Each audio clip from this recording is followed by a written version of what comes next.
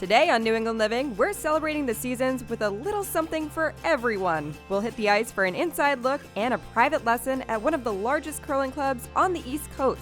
And we'll fire things up at a glass-blowing studio for a modern take on a timeless profession. Plus, we head to Providence for a behind-the-scenes look at the spectacular water fire. It all starts right now on New England Living. New England has a style all its own. The people, the history, the culture. Join us as we discover the faces and places, the design and destinations, everyone and everything that makes New England extraordinary. I mean, does it get any better than this? Love the place you call home with New England Living.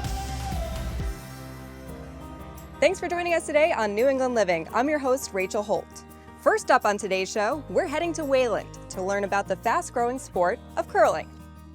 Shelley Dropkin is a former president of the U.S. Women's Curling Association and current vice president of Broomstones, Massachusetts' largest curling club.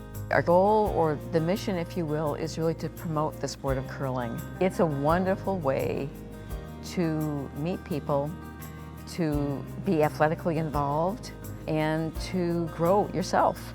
You can be as social or as competitive as you like, but the willingness to learn can just bring you a whole new experience in your life. And for Shelley, that experience includes winning a senior national championship in 2020 and a U.S. Club National Championship in 2005. To achieve what I've been able to achieve competitively has been so rewarding and exciting.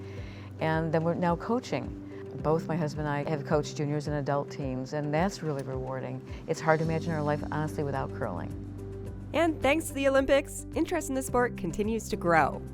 I cannot tell you how many people have said when the Olympics are on, they start watching curling and they can't stop. They almost get slightly addicted to watching it because it's a combination of strategy and technique and a lot of skill, and they're really drawn to that. You've got 4 people on a team that are working together during the course of an end when they're throwing their stones or sweeping, and it's a very kind of intense team experience to watch it happening. What are some misconceptions out there about the sport of curling? That it looks really, really easy. The truth is, it takes balance. It takes a lot of cardiovascular strength. When you're coming out there pushing a 42-pound granite stone, you have to have a sense of balance within yourself. I'm noticing a good amount of banners and hardware around the club. I imagine some pretty talented people come through these doors. Well, we have a lot of members who compete at a national and world level. We have 2 of our members who participated in the Olympic trials.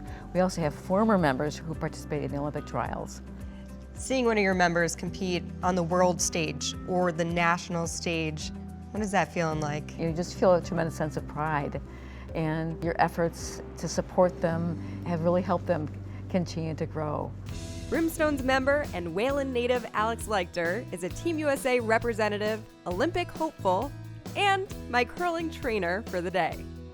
I think you have your work cut out for you today, but before that happens, I want to find out about your background in curling. Give us an idea of how much time you've dedicated to this sport during your life. I started when I was 6, started competing on the national level when I was 13, and I try to play 5 times a week and go to 2 tournaments a month during the season. It's a lot of travel and then time in the gym.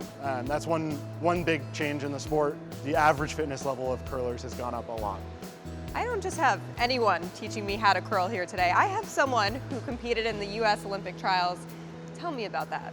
Competing in the Olympic trials was an amazing experience. It's always fun competing against the top teams in the country. Unfortunately, it wasn't my teams, but it was just a really cool experience to be at that level, and that definitely is something I want to keep trying to get to.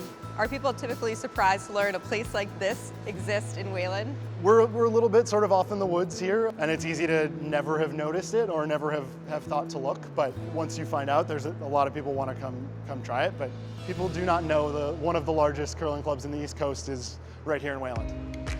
I think probably one of the hardest things is learning all the terminology that goes along with the sport. So what Yes. are some big things that we should know? What we're standing behind right now is the house. So this is the target for curling. You're trying to get your stones closest to the button which is the center of the house. This black line is the hog line. If you're trying to have a stone stop in the house, that is called a draw. If you're trying to put a stone in front of the house to use as a blocker, that is called a guard. And then if you want to hit a stone of the other teams, that's called a takeout. During a match, the yelling. Yes. What is that all about? So the yelling is to tell your team whether or not to sweep. Yes! Yes! Yelling hard, yes, sweep, all the way are ways to tell your team to sweep in front of the stone, and then you'll hear the opposite, whoa, no, off, to get them to stop sweeping. And so sometimes you'll even hear yes, no, and switching back and forth, but it's all about getting the sweepers to do what the skip, who is the captain of the team, wants them to do to get the stone to end up in the right place. I have a favorite term so far. It's broom stacking. Yes, broom stacking is a big part of curling, especially at the social level.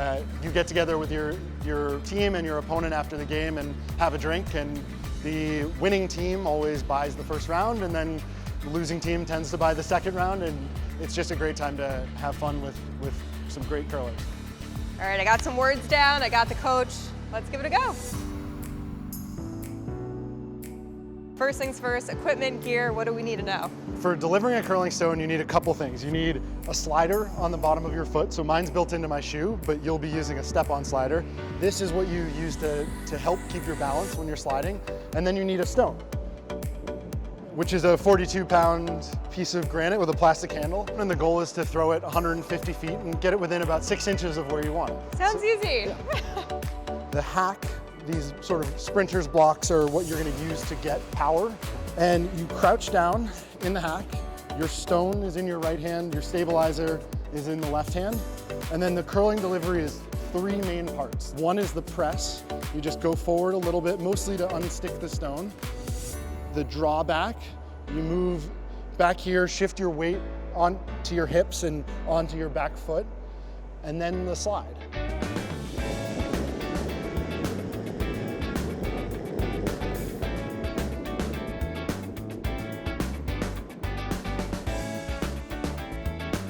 All right, so you've got the stone and the stabilizer and you're stepping on the slider. Yeah. So now we do the 3 parts. A little press forward, pull back, Okay. and then kick out. Nice, that's really good. Not bad. Yeah. It's straight at least. Yeah, Just a little bit short. yeah, We'll get there. We'll get there. So now we're gonna teach you how to sweep. So you've Okay. got your broom, and the goal with sweeping is to move the broom across the running surface of the stone. So it's about an 8-inch stroke moving side to side. So Okay. you want to hold the broom in front of you like you have it. One hand is going to be about 2/3 of the way down, one hand about 8 inches from the top, and then you lean on top of it as you sweep back and forth. And what is the purpose of sweeping? So sweeping does 2 things. One, it makes the stone go further, and good sweepers can make a stone go up to 12 feet further. And the other piece is that you can also make it curl more or a little bit less, depending on who is sweeping. All right, let's give it a go. Let's go.